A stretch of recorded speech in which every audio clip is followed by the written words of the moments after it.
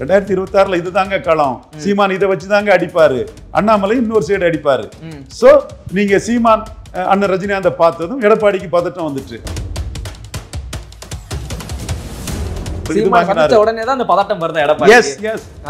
இது இங்க ஊடகத்தில் இருக்கக்கூடிய பல அட்டுகளுக்கு தெரியாது. நம்மளை கண்டு பதறாங்க. திமுக இருக்காரு, அண்ணா திமுக இதே பெரிய போல்ட்னஸ், பிறவி கோழைகள் இந்த போல்ட்னஸ் உணர மாட்டான் என்றாலும் பாஜகவுக்குள்ள இன்னும் கொஞ்சம் பேர் எடப்பாடிக்கு ஏஜென்ட்டுகள் வந்து கூட்டணி இருக்காதா இல்லையான்னு எடப்பாடிக்கு ஏஜென்ட்டுகள் இருக்கிறாங்க. என்கிட்டே வந்து சில கேள்விகளை கேட்குறாங்க. தப்பு இல்லை, அவங்களும் அந்த கட்சியில் இருக்கிறாங்க. ஒரு எம்எல்ஏ ஆகணுங்கிற ஆசை தமிழிசைக்கு இருக்கத்தான் செய்யும். பட் மோடிக்கு அசைன்மெண்ட் மோடி சொல்றாரு, அண்ணாமலை கேட்கிறாரு. மோடிக்கு அசைன்மெண்ட் வந்து 29ல பாஜகவே அதிக சீட்டு ஜெயிக்கக்கூடிய அளவுக்கு அண்ணாமலையை வந்து மோடி முடுக்கி விட்டுருக்கிறாரு. எங்க கூட நிற்கவங்களை நாங்கள் கைவிட முடியாதுன்னா தினகரன், ஓபிஎஸ், ராமதாஸ் இவங்களெல்லாம் நாங்கள் கைவிட்டுக்கிட்டு யாரு கூடயும் கூட்டணி வைக்க முடியாதுங்கிறத சொல்றாரு. மோடிக்கு என்ன ஓட்டப்படி தான் அன்னைக்கு அண்ணாமலை நடக்கிறாரு. இது தமிழக பாஜகவுக்குள்ளே பலருக்கும் பதற்றமும் கலக்கமும் இருக்குது. விஜய், உங்க நன்மைக்கு இதை சொல்றோம், பல நிரூபிக்காம நீங்க போனீங்கன்னா சினிமா மார்க்கெட்டும் அப்புறம் காலி ஆயிடும். விஜய் அண்ணாமலை அடிக்கிறாருன்னா விஜய் வந்து எடப்பாடி கூட கடைசியில் கூட்டணி போயிருவாருங்கிற ஒரு சந்தேகம் அண்ணாமலைக்கு இருக்குது. அப்போ ஒரு நாளைக்கு வந்து ஜானகிட்டு சிவாஜி போன மாதிரி கொஞ்சம் சீட்டு வாங்கிக்கிட்டு போயிடலாங்கும் போது தான் விஜய்க்கு கொள்கை கூமுட்டத்தனம். அது அவர் கருவாடு சாம்பார்னாரு, அவர் ஸ்டைலில் அவர் கருவாடு சாப்பிடக்கூடியவர். இவரு சாம்பார் ரசம் தயிர்னு இவருக்கு வாக்காளர்களுக்கு அது கீழ்மட்ட அரசியல், கருவாட்டு அரசியல், மாட்டிறைச்சி அரசியல். அப்படி சரண்டர் ஆகும்போது அதுக்கு எஃபெக்ட் இருக்கக்கூடாதுங்கிறது தான் நோட்டுக்கு சீட்டுக்கு வலை போக கட்சி ஆரம்பிச்சிருக்காருன்னு சீமான் அடிக்கிறாருல விஜய் ரசிகர்களுக்கு இதெல்லாம் தெரியாது. பாவங்கள், அப்பாவிகள் ஏமாறுறாங்க. இவங்களெல்லாம் மொத்தமா ரசிகர்களை எடப்பாடி கிட்ட விலை பேசி விற்கிறதுக்கு விஜய் தயாராகிறாரு.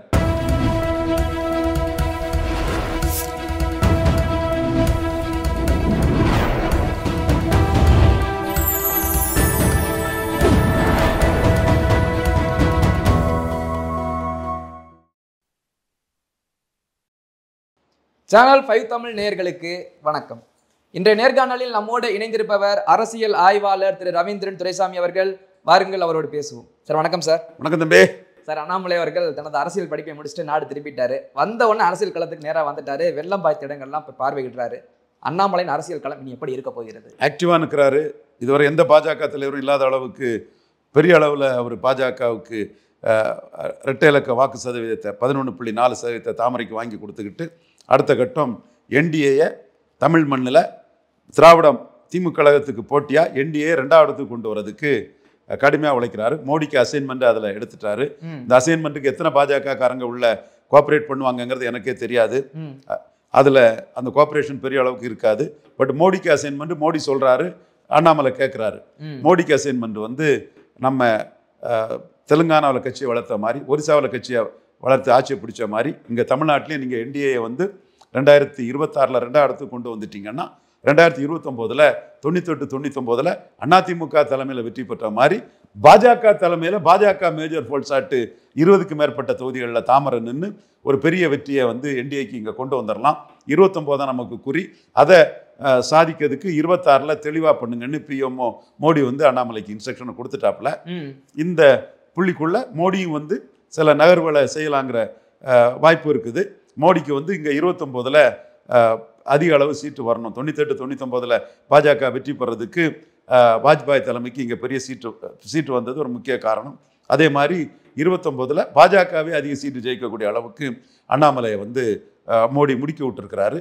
அந்த நம்பிக்கையில் தைரியத்தில் அண்ணாமலை அடித்து விளையாடுறாரு, இறங்கி நிற்கிறாரு.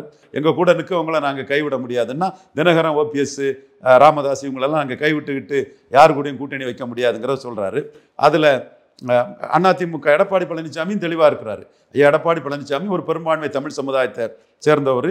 ஒரு கலைஞர் ஜெயலலிதா மாதிரி, புரட்சி தலைவி கலைஞர் மாதிரி ஒரு தலைவராக வர்றதுக்கு முயற்சி பண்ணுறவர். அவர் சரண்டர் ஆக மாட்டார். சசிகலாட்ட நான் தான் சொன்னேன்.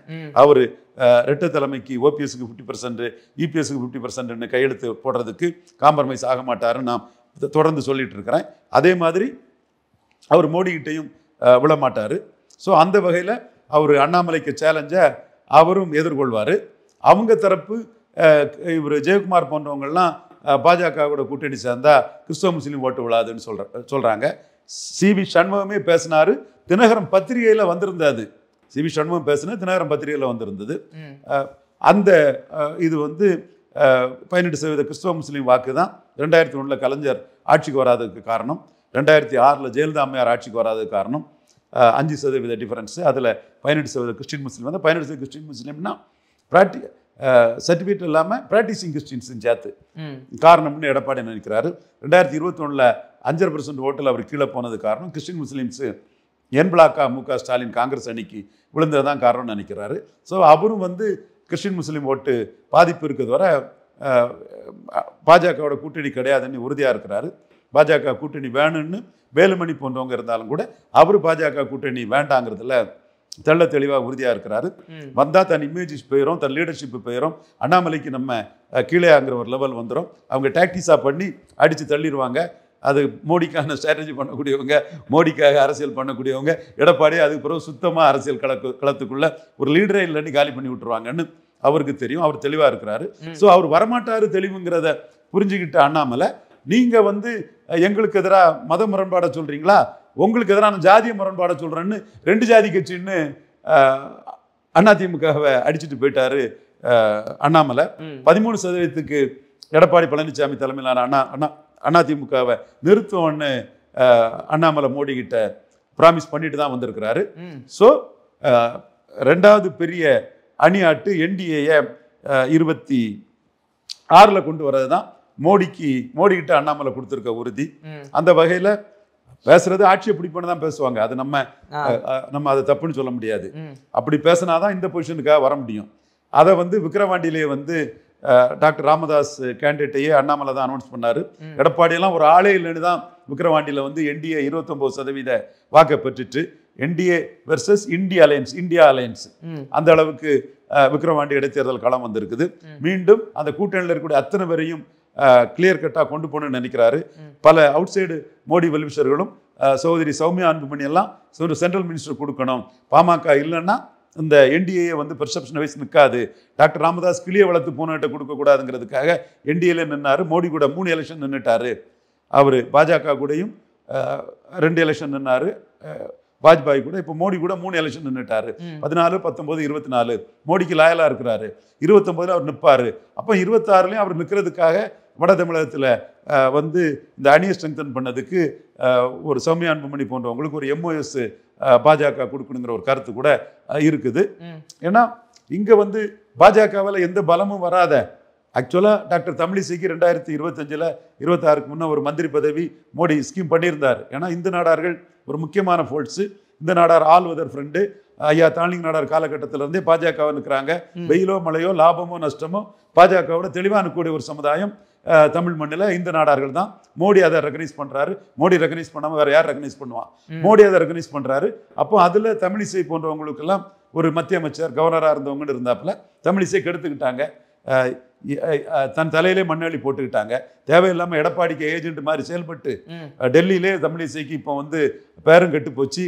இந்த நாடாரில் அவங்களுக்கு ஒன்றும் பேக்கிங் இல்லை அப்படிங்கிற முடிவை அவங்க எடுத்துட்டாங்க. அதனால தான் இப்போ வேற வழி இல்லாமல் தம்பி அண்ணாமலைன்னு அந்த சால்வையும் போட்டு அந்த ஸ்டில்லெல்லாம் போட்ட நிலைமையும் பார்த்தோம்.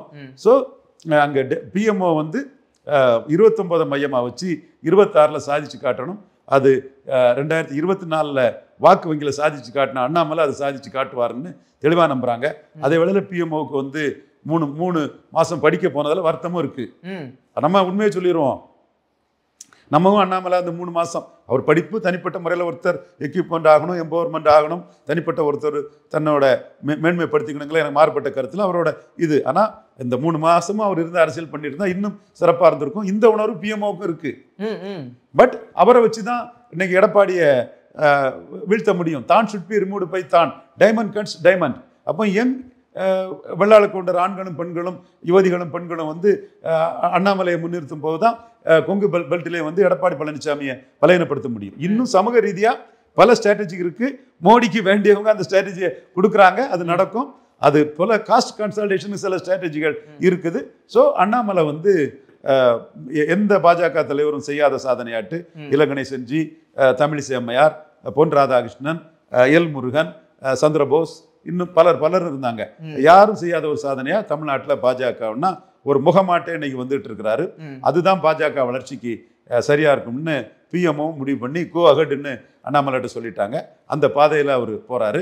கோர் கமிட்டி கூட்டத்திலே யாரும் அலைன்ஸை பற்றி எல்லாம் பேசல, ஏன்னா பேச முடியாது.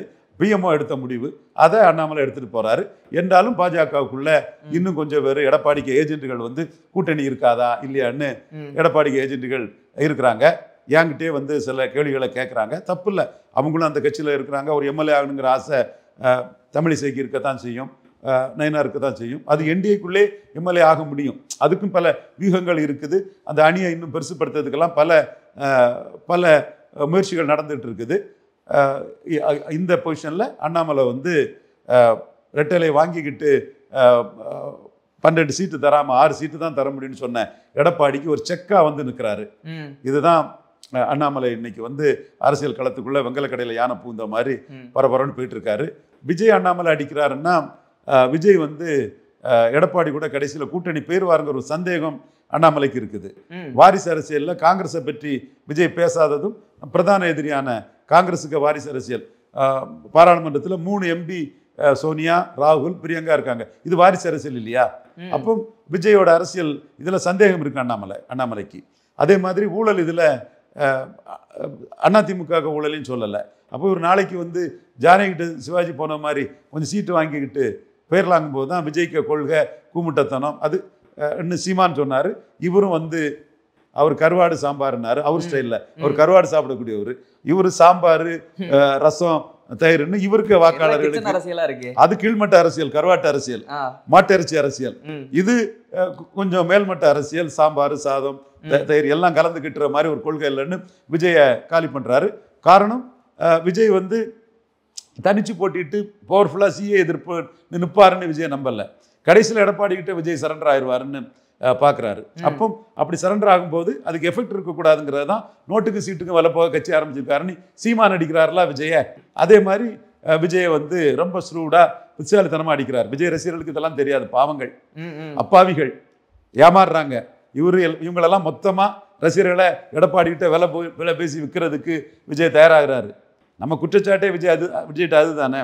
நீங்கள் சொதப்புறது எல்லாமே எடப்பாடி விக்கிரவாண்டியை விட்டு ஓடிட்டாரு. ராமதாஸுக்கு 10.5 பயந்து நீங்கள் ஏன் விக்கிரவாண்டியை விட்டு ஓடுறீங்க? அடுத்தால கூட்டணி ஆட்சின்லாம் ஏன் சொல்றீங்க? அப்போ உங்கள் நோக்கம் வந்து அண்ணாமலைக்கும் புரியுது. எடப்பாடி கிட்ட கடைசியில் ஜானகி அம்மையாரை சிவாஜி ஆதரிச்ச மாதிரி பலன் ஆதரிச்ச மாதிரி பலன் நிரூபிக்க பண்ணிடுவாரோன்னு நினைக்காப்புல. அதெல்லாம் சுருடா புரிஞ்சுதான் விஜயை காலி பண்றாரு. அதே டைம்ல சீமானுக்கு ஒரு லிவரேஜ் கொடுக்குறாரு.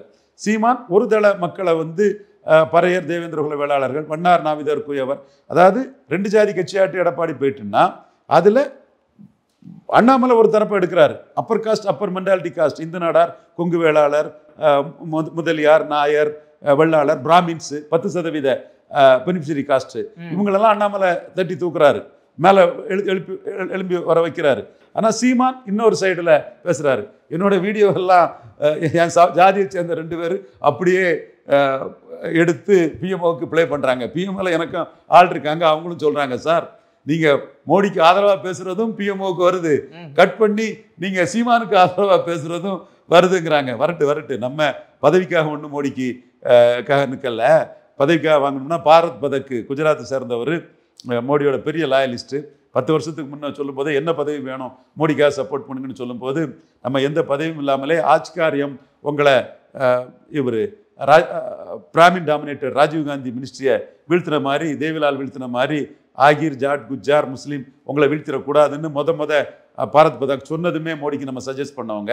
காமராஜ் 2 பிரைம் மினிஸ்டரை கமாண்ட் பண்ண பிறகு ஒரு சோசியலி சார்காசம் சொன்ன மாதிரி ஒரு எதிர்ப்பு வந்த மாதிரி உங்களுக்கு வந்துடக்கூடாதுன்னு பட்டேல்கள் எதிராக போகும்போது கோலிஷத்திரிகள், நம்ம முத்திரையர்கள், அவங்கள வச்சு அதை தடுக்கணும்னு சொன்னவங்க. It is embedded in Modi's mind. அவருக்கு தெரியாதது இல்லை, வி குட் ரீகிண்டில் இட்.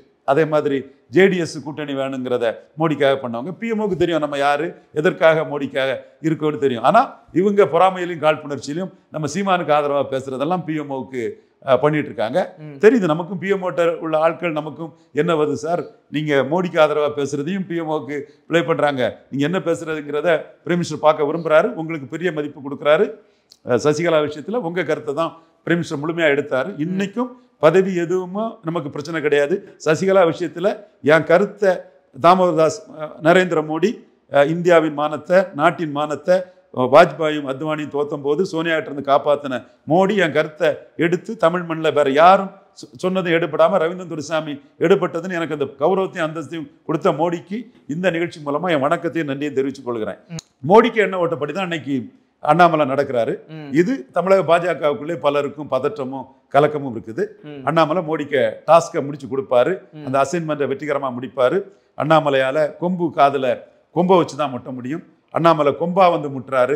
காது மாதிரி நாங்கள் அன்னைக்கே இருக்கோம் என்ன இருக்குன்னு சொன்னீங்கன்னா அதில் ஒன்றும் பிரயோஜனம் இல்லை. நீங்கள் என்ன பெர்ஃபார்ம் பண்ணியிருக்கீங்க, என்ன சிங்கிள் டிஜிட் பெர்சன்டேஜ் தானே எல்லாத்துக்கும் தெரியும். டபுள் டிஜிட் பெர்சன்டேஜ் கொண்டு வந்த அண்ணாமலை அடுத்து என்டிஏவை அதிமுகவோட பெரிய கட்சியாட்டு எடப்பாடி பழனிசாமியை 13% நிற்கிறதுக்கு திட்டம் போட்டு பல இதுகளையும் பண்ணுறாரு. மோடி லாயலிஸ்ட்டு, மோடிக்காக இங்கே தமிழ் மண்ணில் ஒர்க் பண்ணக்கூடியவங்களும் அதற்கு ஃபுல் இதையும் சப்போர்ட்டையும் பண்ணுறாங்க. ஒருத்தருந்து பாருங்க, அண்ணாமலை 2024 சாதிச்சவர் 26லையும் மோடிக்காக பெரிய அளவு சாதிப்பார். மோடிக்காக பெரிய அளவு சாதிப்பார். இல்லை சார், அண்ணாமலையின் வருகையை சரவடி மாதிரி வெடிச்சிட்டீங்க. இதெல்லாம் எடப்பாடி பாப்பார், இந்த கருத்துக்கள்லாம் கேட்பாரு. அவர் 3 மாத காலம் எந்த ஒரு பிரச்சனையும் இல்லாமல் இருந்தார். இப்போ அவருக்கு என்ன மறுபடியும் பிரச்சனை ஆரம்பிச்சிருச்சு அப்படின்னு ஒரு எண்ணம் தோன்றும்ல எடப்பாடிக்கு. அவர் என்ன வியூகத்தை கையாளுவார்னு நினைக்கிறீங்க? நான் எடப்பாடி அண்டர் எஸ்டிமேட் பண்ணல. மீண்டும் நான் சொல்றேன், ஐயா எடப்பாடி அண்டர் எஸ்டிமேட் பண்ணல. நான் ஒரு வார்த்தை சொன்னான்னா அந்த வார்த்தையை விட்டு மாறி போக மாட்டேன். கவுண்டர் பண்ணுவாருன்னு அவருக்காக நான் தான் சொன்னேன். தினகரன் 3 மாதம் கழிச்சியும் ஆட்சி கவுளுன்னு தான் சொல்லிட்டு இருப்பாரு. ஆட்சி கவுளாதுன்னு சொன்னேன். நான் சொன்ன பிறகு தான் அவருக்கே நம்பிக்கை வந்தது. அவர் மனச்சாட்சிக்கு அது தெரியும். அடுத்தால அவர் இதை சத்திரியன் குருமூர்த்தி தூக்கி போட போகும்போது தூக்கி போட்டுட்டா எல்லாரும் பொலப்பொலப்பொலன்னு சசிகலா காலில் விழுந்துருவாங்க. சசிகலா ஸ்ட்ரெங்தன் ஆயிடுவாங்க. மோடி எண்ண ஓட்டத்துக்கு எதிராக செயல்படாண்டாம், அவரே கன்டினியூ பண்ணிட்டு ஸ்ட்ரெங்தன் ஆகட்டுன்னு தான் நம்ம சொன்னோம். பட் அவர் வரம் கொடுத்த சொல்லுவாங்க இல்லையா, அதே மாதிரி மோடியே இது பண்ண பார்க்கும்போது விட முடியாதுங்கிற லெவலில் தான் நம்ம நிற்கிறோம். அதே வேளையில் அவரும் சாதாரணமானவர் இல்லை, அவரும் டேக்கன் ஃபார் கிராண்டட் இல்லை, அவரும் ஃபைட் பண்ணுவார். இப்போ இந்த மழை வெள்ள இதுலெல்லாம் அவருக்கு செல்வாக்கான இடத்துக்கெல்லாம் அவர் டக்குன்னு போறாரு. வன்னியர் பெல்ட்டுக்குள்ள அவர் நிற்கிறாரு. கொங்கு வேளாளரோட வன்னியர்களுக்கும் 10.5 தான் தன்னை காப்பாத்துச்சுன்னு அவருக்கு தெரியுது. அவர் எடப்பாடியில் 2019 8000 ஓட்டு கீழே கடந்தவர் சட்டமன்றத்தில் நியர்லி 1 lakh ஓட்டு வித்தியாசத்தில் ஜெயித்தார். பாமக இல்லாமலே 50,000 ஓட்டு வித்தியாசத்தில் ஜெயித்தார். அவருக்கு வன்னியர் பேக்கிங் பெருசா இருக்குது, 10.5க்கான பேக்கிங். அப்போ அந்த பகுதியில் அவர் தன்னை ஸ்ட்ரெங்தன் பண்ண தான் செய்வார். அவரை நான் குறைச்சே மதிப்பிடல. தாமரை இந்து நாடார்கள்ட்ட ரெட்டையிலேயே இல்லாம ஆக்கிட்டு, தேவர்கள்ட்ட பன்னீர் தினகரனால பலகீனப்படுத்திட்டு, கொங்கு வேளாளர்கள்ட்ட யங் ஓட்டர்ஸ் மத்தியில் பலகீனப்படுத்திட்டு, கோவை நீலகிரி ஏறிட்டாங்க. பட் ஈரோடு, திருப்பூர், கரூர் கீழே தான் எதிர்பாராது. கரூர்ல கொஞ்சம் வந்திருக்கணும். நம்ம கரெக்டா பேசுவோங்க.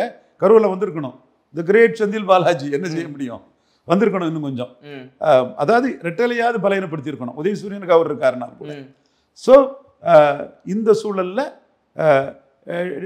எடப்பாடி பழனிசாமியை மாம்பழத்தின் பலகீனத்தால் எடப்பாடி பழனிசாமி பலம் பெற்றுட்டாரு. அந்த வன்னியர் பலத்தில் அவர் நிற்பார். அடுத்தால கொங்கு வேளாளர் சிஎம் கேண்டிடேட்டுங்கிறதுலையும் அவர் நிற்பார். ஸோ அவரை நான் குறைச்சி மதிப்பிடலை. ஆனால் அவருக்கு நான் பெனிஃபிஷரி காஸ்ட்கிட்ட எதிர்ப்பு இருக்குது. அதை 2 ஜாதி கட்சியும் அண்ணாமலை அடிச்சார் பாருங்க. அது சீமானுக்கு வீகத்துக்கும் அது வலு சேர்க்குது. செங்குந்தர் நூலோடும் வாளோடும் பிறந்த கைகோளர், வண்ணார் நாவிதர் குயவர்களுக்கு சீமான் சீட்டு கொடுக்கறது, ஒரு வண்ணார் சமூக பெண்ணுக்கு கோயம்புத்தூர்ல சீட்டு கொடுக்குறாரு, ஒரு நாவிதர் சமூக பெண்ணுக்கு இங்க திருச்சியில் சீட்டு கொடுக்குறாரு, குயவருக்கு நார்வேல சீட்டு கொடுத்துருக்கிறாரு.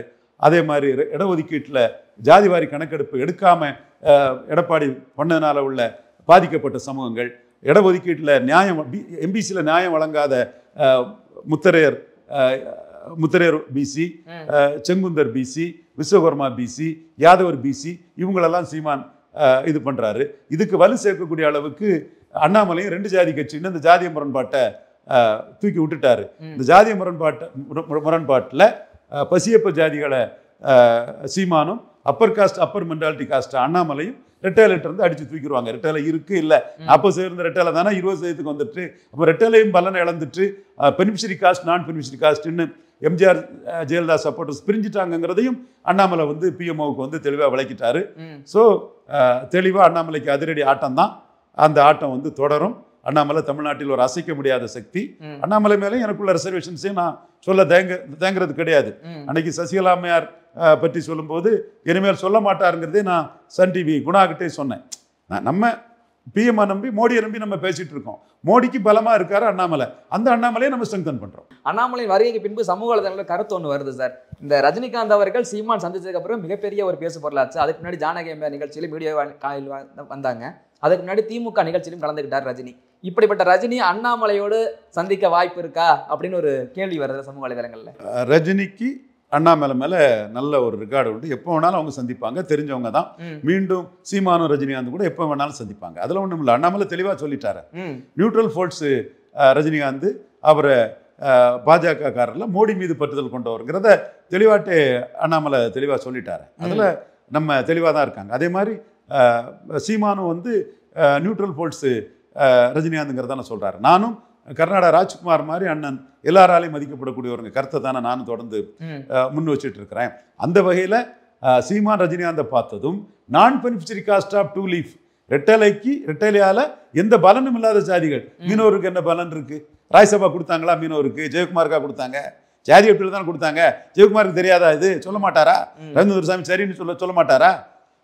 ரெட்டலையில் ஜெயலலிதா இருந்தால் அப்படி செய்திருப்பாங்களா? எம்ஜிஆர் இருந்தால் மக்கள் எம்ஜிஆர் இருந்தால் செய்திருப்பாரா? செங்குந்தருக்கு என்ன பலன் இருக்கு? உடையாருக்கு என்ன பலன் இருக்கு? ஜெயலலிதா அம்மையார், பறையர், தேவேந்திர குல வேளாளர் இடஒதுக்கீட்டை ப்ரொடெக்ட் பண்ணாங்க. இவர் எடப்பாடி கைவிட்டுட்டாரு. அப்போ சீமான் அதை தட்டி தூக்க நிற்கிறாரு. ஸோ சீமான் அதெல்லாம் தட்டி தூக்கிடுவாரு. ரெட்டையில பலன் இல்லாத ஜாதிகள் ஓட்டெல்லாம் சீமான் பக்கம் வந்துருந்ததும் நீங்கள் அண்ணன் ரஜினிகாந்தை பார்த்து ஜானகி அம்மையார் இது பண்ணி ரெட்டையால குளோரி பண்ணீங்கன்னு அன்னைக்கு அண்ணன் ரஜினி சொன்னது கரெக்டு தான். சேவல்லையும் ரெட்டப்புறால்னு தோத்தவங்க ரெட்டையில கிடைச்சதும் ஜெயலலிதாவே பிரச்சாரம் போகல. ராமராஜன் திருநாவுக்கர் எஸ்டிஎஸ் மீட்டிங் போட்டு ராமராஜன் பிரச்சாரம் பண்ணி மருங்காபுரி மதுரை கிழக்கும் ரெட்டையில ஜெயித்தது. அந்த ரெட்டையில வேற, அது காஸ்ட் நியூட்ரல் பிராமணரான ஜெயலலிதா கையில இருந்த ரெட்டையில. இப்போ உள்ள ரெட்டையில சமூக நீதி சூறையாடக்கூடிய ரெட்டையில, பிசியில எவ்வளவு யார் பாதிச்சாலும் அதை பற்றி கவலைப்படாத ரெட்டையில, எடப்பாடியில் தான் ஜெயிக்கிறதுக்காக இடஒதுக்கீடுல ஜாதிவாரி கணக்கெடுப்புன்னு சொல்லிக்கிட்டு பல்ட்டி அடிக்கூடிய ரெட்டையில 2026 இதுதாங்க களம். சீமான் இதை வச்சுதாங்க அடிப்பாரு, அண்ணாமலை இன்னொரு சைடு அடிப்பாரு. சோ நீங்க சீமான் அண்ணன் ரஜினிகாந்தை பார்த்ததும் எடப்பாடிக்கு பதட்டம் வந்துட்டு ரெட்டைலையை குளோரிஃபை பண்றாரு. ரெட்டையில யாருக்கு பலன் உள்ள ரெட்டையில, யாருக்கு பலன் இல்லாத ரெட்டையில எல்லாம் மக்களுக்கு தெரியாதா?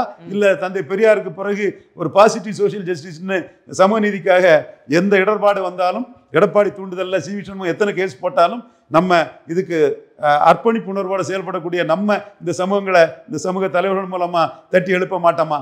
பட் அந்த அண்ணன் ரஜினிகாந்த் பார்த்ததும் நான் பெனிஃபிஷரி ரெட்டைலை காஸ்டுகளை சீமான் தட்டி தூக்கிடுவாருன்னது ரெட்டைலை போலவும் ஜானகம் ஒரு இது வாங்கினாரு. உடனே தான் அந்த பதட்டம் வருது எடப்பாடி. எஸ் எஸ் இது இங்க ஊடகத்தில் இருக்கக்கூடிய பல அட்டுகளுக்கு தெரியாது. நம்மளை கண்டு பதறாங்க, பதறிட்டு போட்டு ரியாலிட்டி இதுதான். நம்ம வந்து பாதிக்கப்படக்கூடிய பலன் இல்லாத இந்த ஏமாளி ஜாதிகளாக நான் பெனிஃபிஷரி காஸ்டுக்காக நிற்கிறோம். இவங்க சமூக நீதி பெரியாருன்னு சொல்றவனுக்கெல்லாம் அந்த தகுதி இல்லை. உனக்கு அந்த தகுதி இருந்துன்னா முதல்ல ரவீந்திர சாமி வண்ணாருக்காக பேசுறான், நாவிதருக்காக பேசுறான், குயவருக்காக பேசுறான்னு சொல்லிட்டு பாராட்டிட்டு பேசுடா. அது இல்லாத உனக்கு என்ன பற்றி பேசுறதுக்கு என்ன தகுதி இருக்கு? பெரியாரை பற்றி சொல்றதுக்கு உனக்கு என்னடாப்பா தகுதி இருக்கு? தகுதியற்ற கோமாளிகளே. சரி, இப்ப அண்ணாமலையின் கணக்கு 2026 5 முனை போட்டி அப்படின்ற அந்த கணக்கு சரியா வரும்னு நினைக்கிறீங்களா? தவறா போயிடாதா? சரியா வரணும். 4 முனை போட்டி தெளிவு. இதுல வந்து சீமான் 8.2 எடுத்தவர் பாஜக எதுக்குறாரு, காங்கிரஸ் எதுக்குறாரு, திமுக எதுக்காரு, அண்ணா திமுக. இதே பெரிய போல்ட்னஸ். பிறவி கோழைகள் இந்த போல்ட்னஸ் உணர மாட்டான். அவன் பேரை நான் பிறகு சொல்றேன். அந்த பிறவி கோழைக்க பேரை நான் பெருசா சொல்றேன். தனிச்சு தான் சீமான் நிற்பாரு. ஒன்னா என்டிஏ நம்ம இருக்கவங்கள விட்டு கொடுக்க முடியாதுன்னு அண்ணாமலை சொல்லிட்டாரு. மோடிக்கு என்ன ஓட்டமோ அதுதான். எடப்பாடி அவரு பெரும்பான்மை தமிழ் சமுதாயத்தை சேர்ந்தவர், அவர் நிற்பாரு. அவரு கலைஞர் புரட்சி தலைவர் மாதிரி தலைவராக முயற்சி பண்றாரு. நான் அவரை புல் டவுன் பண்றேன்னு நினைக்கிறேன், 15% கொண்டு நிறுத்தணும்னு நினைக்கிறேன். பட் அவருக்கு மெரிட்டா நான் இன்னைக்கும் குறைச்சி சொல்ல மாட்டேன். 10.5 கொடுத்தனால வன்னியர்கள் மத்தியில் அவர் சேலம், ஈவன் தர்மபுரி, விழுப்புரம், சிதம்பரம் விடுதலை சிறுத்தைகள் எதிர்ப்பு, கள்ளக்குறிச்சி, நாமக்கல் திமுகவோட பெரிய கட்சியா இருக்கிறாரு. எஸ், திமுக ஸ்டாலினோட பெரிய கட்சியா ஐயா எடப்பாடி பழனிசாமி இந்த தொகுதிக்குள்ள நிற்கிறாரு. அவரும் மீண்டும் வருவன்னு தான் அவரும் நிற்பாரு. ஸ்டாலின் திராவிட இயக்க வரலாற்றிலே புரட்சி தலைவர், முத்தமிழறிஞர் எல்லாத்தோட பெரிய வெற்றியில காமராஜர் 52, 57, 62 கட்சியை பிடிச்சு நின்ன மாதிரி கூட்டணி பலத்துல ஸ்டாலின் இருக்கிறாரு. உண்மை. இதை நான் சொல்றதுக்கு தயங்க வேண்டிய அவசியம் இல்லை. 2+2 4 சொல்றதுக்கு ஏன் தயங்கணும்? தமிழர் மணியை வருத்தப்பட்டுட்டு போறாரு. பல கருப்பியாப்பட்டு தான் வருத்தப்பட்டுட்டு போறாரு. இதுல என்ன இருக்குது? முதல் அரசியல் சட்ட திருத்தம் வந்து மூலவர் காமராஜ் தான் கலைஞர் சொல்லுவாரா? மு.க. ஸ்டாலின் சொல்றாரு, சட்டசபையில பதிவு பண்ணி வச்சுட்டாரு. இது பல கருப்பியாவுக்கும் தமிழர் மணியனுக்கும் புரியணுமா வேண்டாமா? ஸ்டாலின் வேற கலைஞர் வேற புரியணுமா வேண்டாமா? இமானுவேல் சேகரனார என்னைக்கு கலைஞர் ரெகனைஸ் பண்ணியிருக்காரு? நினைவிடம், தேவேந்திர குல வேளாளர்களுடைய எல்லா இதையும் வந்து நிறைவேற்றாரு. அவரு உதயநிதி ஸ்டாலின் தியாகி இமானுவேல் சேகரனார் நினைவிடத்துக்கு போறாரு. ராஜ்சபா, ஒரே ஒரு ராஜ்சபா நாம இந்த கம்யூனிட்டியை ஏமாத்துறாரு கலைஞர்னு சொன்ன பிறகுதான் தங்கவேலு கொடுத்தாரு. ஸ்டாலின் இந்த முறை கொடுக்கறதுக்கு வாய்ப்பு இருக்குன்னு தான் நான் கருதுறேன். ஸோ கலைஞர் வேற, ஸ்டாலின் வேற. ஸ்டாலின் கலைஞரோட வெற்றியில எங்கேயோ போயிட்டாரு. இன்னும் சொல்ல போனா 52, 57, 62 காமராஜ் உயரத்துல காமராஜ் கட்சியை கைப்பற்றி இருந்தாரு. இவர் கூட்டணி அரசியல்ல அந்த உயரத்துல இருக்கிறார். உண்மை. தமிழர் மொழியனுக்கு வருத்தப்பட்டா ஐ எம் நாட் பாதர்ட், பழக்கருப்பியா வருத்தப்பட்டா ஐ எம் நாட் பாதர்ட். நான் சொல்றது உண்மை. அப்ப 4 முனை கரெக்டா இருக்குது. இதுல 5வது முனையா விஜய் நிற்கணும்னு தான் நானும் மனப்பூர்வமா நினைக்கிறேன். வெளிப்படையா நான் சொல்றேன். நீங்க ரெட்டையில விஜயகாந்தால கருப்பு எம்ஜிஆரால பாதிக்கப்பட்டது. ஜானகி அம்மையார் கொடுத்த கார்ல தான் வந்தார், பாதிக்கப்பட்டது. கமல்ஹாசன் வரும்போது ரெட்டையில பாதிக்கப்பட்டது. எம்ஜிஆர் ஆட்சி கொடுப்பாரு. அப்போ வர சீமான் வேற அடிச்சிட்டாரு. எம்ஜிஆர் கலாச்சார வரிகளை கல்வி தந்தார், ஊழல் ஆட்சின்ட்டார். அவர் சீமான் ஸ்டைல் வேற. அது தமிழ் ஐக்கான் போல்டா தனிச்சு நிற்கிறது. இது பிறவி கொலைகளுக்கு எங்க தெரியும்? பிறவி கொலைகளான அரசியல் விமர்சகர்களுக்கு எங்க தெரியும்? தெரியாது. தென் நாம எதிர்பார்க்கிறது விஜயும் தனிச்சு நிற்கணும்னு எதிர்பார்க்கிறோம். ஏன்னா கமல்ஹாசன் விஜயகாந்த் ரெட்டைலை பலையனப்படுத்த மாதிரி அவர் பங்குக்கும் எடப்பாடியை பலையனப்படுத்துவாருங்க தான் நம்ம கணக்கு. அதனாலதான் 13% போவாருன்னு அண்ணாமலை சொல்றாரு. நான் புல் டவுன் பண்ணி 15க்குள்ள நிறுத்திடலான்னு பாக்குறேன். ஓகே, பார்ப்போம். நாம 10க்கு 8 சரியா தான் வரோம். நம்ம cannot do and undo things. நம்ம சொல்றது மற்றவங்களோட பெட்டரா இருக்குது. இந்த பிறவி கோளைகள்னு சொல்றோம் இல்லையா? இந்த பிறவி கோளைகள் பேசுறதையும் நாம் பேசுறதையும் எடுத்து பாருங்க. பிறவி கோளைகள் பேசுறது, பிறவி கோளைகள் யாருடைய ஆதரவாளரா இருக்காங்க அதிகமா? பிறவி கோளைகள் சீமா மேல பிறவி கோளைகளுக்கு வன்மமும் காழ்ப்புணர்ச்சி ஜாஸ்தி இருக்குது. சரி, அந்த பிறவி கோளைகளை வேற என்ன சொல்ல? பிறவி கோளைகளுக்கு அது புரியும். அடிப்பான், நொறுக்குவான். நியாயம் பக்கம் இருந்தா எவனையும் பற்றி கவலைப்பட மாட்டான்னு தெரியும். நியாயம் நம்ம பக்கிட்ட இருக்கு. நாம சொல்றது உண்மையா நடக்குது. 10க்கு 8க்கு நாம சொல்றது கரெக்டா தான் நடக்குது. ஸ்டாலின் 35 எம்பி சீட்டுக்கு மேல வருவாருன்னு சொன்னோம். அண்ணாமலை கோயம்புத்தூர்ல ஜெயிப்பாருன்னு எந்த இடத்துலயும் சொல்லல. இது 15% ஓட்டுக்கு மேல என்டிஏ வரும்னு சொன்னோம். சீமான் 8% மேல வருவாருன்னு சொன்னோம். நாடார் பெல்ட்ல ரொம்ப மோசமா அதிமுக ரெட்டல தோக்கும்னு சொன்னோம். நாம சொன்னதுல எது தப்பா போச்சு? 20% எடப்பாடி வந்துட்டாரு. 15% வரும்னு சொன்னேன். மீதி நம்ம சொன்ன எல்லாத்தையும் எடுத்து பாருங்க. மற்ற அந்த பிறவி கொலைகள் சொன்னதை எடுத்து பாருங்க. பிறவி கொலைகள் சொன்னது எதுவுமே சரியா வந்திருக்காது. பிறவி கொலைகள் 10க்கு 3 தான் சரியா இருப்பாங்க. நம்ம வந்து சுத்த வீரரா 4 பேரை ஒருத்தன் ஏத்துனுக்கான சுத்த வீரன்டா, அவன் நிற்கிறான்டா, சீமான் நிற்கிறான்னு சுத்த வீரனை பாராட்டக்கூடியவங்க. பிறவி கொலைகள் சொன்னதையும் நாம சொன்னதையும் எடுத்து பாருங்க. எது சரியாச்சுன்னு பாருங்க. நாம சொன்னதுதான் பெரிய அளவு தமிழ் மண்ணுக்குள்ள சரியா இருக்கும். மீண்டும் அந்த நம்பிக்கையிலையும் அந்த கிரெடிபிலிட்டியை காப்பாற்றுங்கிற எண்ணத்திலையும் நாம கருத்துக்களை சொல்றோம். எடப்பாடி பழனிசாமி அவரும் தெளிவா நிற்பாரு. ஸ்டாலின் தொடர் வெற்றியில் இருக்கிறாரு. அண்ணாமலை என்டிஏ காப்பாற்றி நிற்கிறாரு. ஸ்டாலின் எதிராக தன்னை தகவமைத்து 8% இருக்கக்கூடிய சீமான் தனிச்சே போல்டா நிற்கிறாரு. விஜயும் நிற்கணும்னு நம்ம எதிர்பார்க்கிறோம். விஜய் சிவாஜி மாதிரி, ஜானகி சிவாஜி சப்போர்ட் பண்ண மாதிரி தப்பு பண்ணிக்கிட்டு அவர் இதாயிடக்கூடாதுன்னு நினைக்கிறோம். விஜய், உங்க நன்மைக்கு இதை சொல்றோம். பலம் நிரூபிக்காம நீங்க போனீங்கன்னா சினிமா மார்க்கெட்டும் அப்புறம் காலி ஆயிடும். சிவாஜிக்கு பழைய படமே எங்க ஊர்ல ஒரு 1.25 வருஷம் வரல. அதுக்கு முன்னாடி பண்ண தப்புல 10 படங்கள் அவுட்டு. நீங்க மோடி எதிர்ப்புல எங்களுக்கு எதிரான ஒரு எதிர்ப்பு பண்ணாலும் கூட மோடி எதிர்ப்பாளர்களால மெர்சல் படத்துல இருந்து உங்களுக்கு ஒரு மார்க்கெட் ஏறிச்சு. அதை ஊழல் எதிர்ப்புங்கிறதுல செடியா இருக்காம நோட்டுக்கு சீட்டுக்கும் விஜய் விலை போனாருன்னா சினிமா மார்க்கெட்டும் போயிடும். அது அரசியலும் அவமானப்பட்டுருவாரு. 5வது முறையா அவரும் நிற்கிறதான் சரி, நிற்கணும்னு எதிர்பார்க்கிறோம். சந்தேகம் இருக்கனால தான் அந்த இதை அடின்னு அடிக்கிறோம். ஏன்னா சரத்குமார் வந்து 2006ல் வந்து ஜெயலலிதாட்ட போனாப்புல. அப்போ போவதுக்கு முன்னாடியே நான் அடிச்சு நொறுக்கிட்டேன்.